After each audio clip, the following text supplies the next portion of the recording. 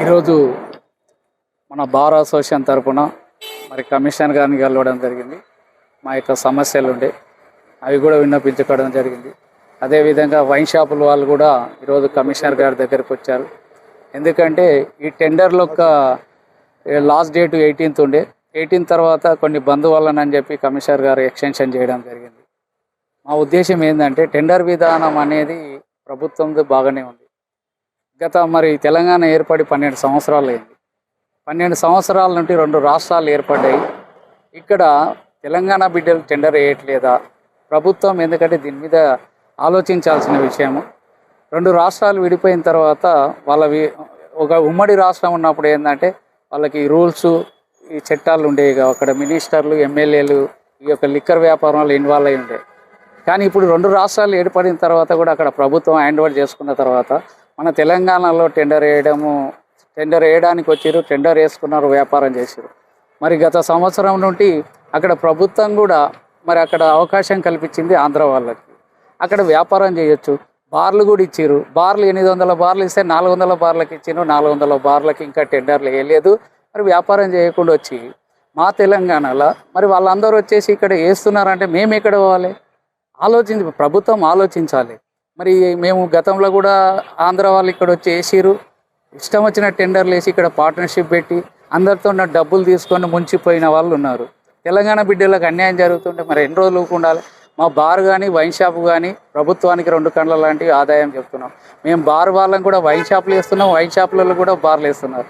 ఎందుకంటే wine shop టెండర్లు వేస్తే మాకు వచ్చే నమ్మకం లేకుండా అయిపోయింది. రెవెన్యూ విషయంలో ప్రభుత్వం ఆలోచిస్తుంది కాబట్టి ఈ బార్లు రిన్యువల్ ఉన్నాయి కాబట్టి 30 ఏళ్ళ నుండి ఉన్నాయి. దీనికన్నా లైసెన్సులను నిలుపుకోవాలని చెప్పి పాలసీ మ్యాటర్లో విధి విధానాల్లో మార్పు చేయాలని ప్రతి సంవత్సరం కూడా కోరుకుంటూ వస్తున్నాం.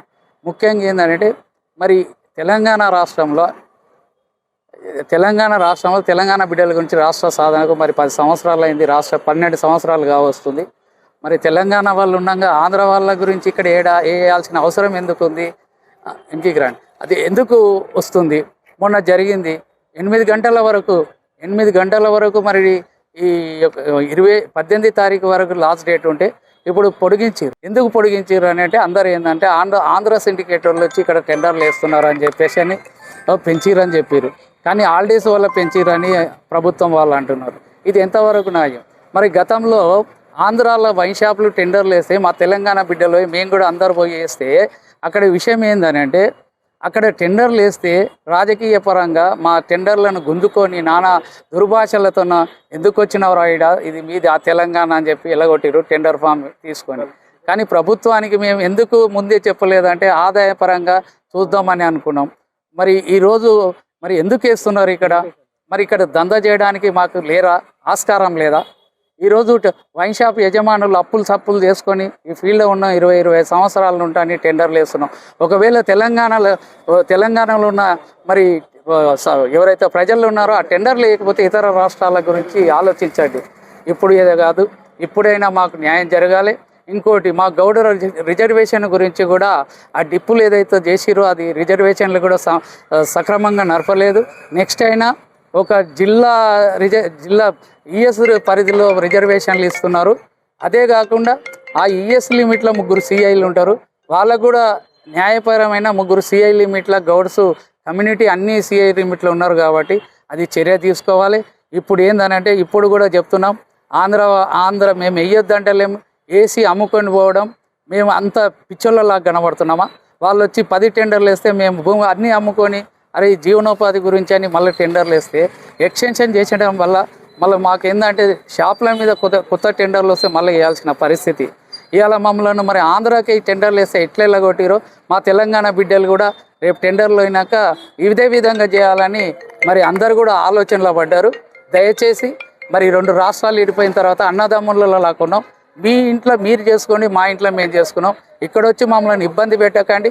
ఇబ్బంది పెట్టినట్టయితే మేము ప్రభుత్వం దృష్టికి తీసుకుపోతాం. మరి ఆ రోజుల్లో ఆంధ్ర తెలంగాణను విడదీసి మరి ఉద్యమాలు జరిపినారు. ఇప్పటి వరకు మళ్ళీ మన రాష్ట్రంలో ఉన్న ప్రభుత్వాలు ఏం చేస్తున్నారని నేను ఎదురిస్తున్నాం. ఈరోజు అదే అయితే పెద్ద ఎత్తున ఆంధ్ర వాళ్ళకి ఇక్కడ వస్తే మేమైతే ఊరుకునేది లేదు. ఇది ఒక ప్రభుత్వం నిర్ణయం తీసుకొని ఈ యొక్క తెలంగాణ రాష్ట్రంలో ఉన్నారా లేరా వాళ్ళ యొక్క ఏది ఆధార్ కార్డు కానీ ఏదైనా దృష్టిలో పెట్టి టెండర్ వేసే అవకాశం కల్పించాలి. ఈ సంవత్సరం పోయింది కానీ నెక్స్ట్ వచ్చే 2 సంవత్సరాల తర్వాత ఇదే చాలా ఆలోచన చేయాల్సిన పరిస్థితి వస్తుంది. మా తెలంగాణ బిడ్డలు మరి యూత్ ఉన్నారు, 30 ఏళ్ళ నుండి మేమున్నాం, మరి వేస్తలేమా? ప్రభుత్వం ఏ రూల్స్ పెట్టినా ఏ విధానాన్ని తీసుకొచ్చినాక మేము వేస్తున్నాం. కాబట్టి మేమైతే ఈ సందర్భంగా హెచ్చరిస్తున్నాం. ఇది మరి ఈరోజు 23 తారీఖు మరి డ్రా ఉండే, మరి ఎందుకు డ్రాల ఇంకొకటి డ్రాల ఇన్ని డ్రా పెట్టిరు, డ్రాల టెండర్లు పడకపోతే దాని మీద ఎక్స్టెన్షన్ చేసేది ఉంటుంది. అన్ని షాపుల మీద డ్రా పెట్టిన తర్వాత కూడా దానికి ఎక్స్టెన్షన్ చేయొద్దని సభాముఖంగా తెలియజేస్తున్నాం. అదే కాకుండా ఈ యొక్క టెండర్ విధానం అనేది ఏ విధంగా ప్రభుత్వం ఆలోచిస్తే ఎవరు కూడా ఆపలేరు. అందరూ సమానత్వంగానే, ఎవరికి బలవంతం లేదు. బలవంతం చేయకుండా, ఎందుకంటే కింది స్థాయి అధికారులు లేదు వాళ్ళ అవకాశాల గురించి ఇతర రాష్ట్రాల నుండి ప్రోత్సహించి టెండర్లు వేయండి అని ప్రోత్సహిస్తున్నారు. అది తప్పు. మరి మన తెలంగాణ రాష్ట్రం ఎందుకు సాధించుకున్నాం? నీరు నిధులు నియామకాలు అన్నారు. మరి మీ నియామకాలు అయితే అన్నీ సక్రమంగా జరిగినాయి ప్రభుత్వ ఉద్యోగాలకి. మరి వ్యాపారం చేసే వాళ్ళకు మేము ఎక్కడ పోవాలి? ఆలోచించండి. ఇలా మేము ఈ టెండర్ల విధానాన్ని ఎక్సైజ్ రెవెన్యూ కడుతున్నాం, మరి మీకు జీతాలు వస్తున్నాయి కదా, మేము ఈ వ్యాపారం చేయలేకపోతే మీకు ఎలా ఉంటారని ఒకసారి గుండె మీద చేసుకొని ఆలోచన చేసి ఈ యొక్క పరిణామం ఈ యొక్క వచ్చే ఏడాదికి అయితే కట్టుదిట్టంగా ఉంటుంది.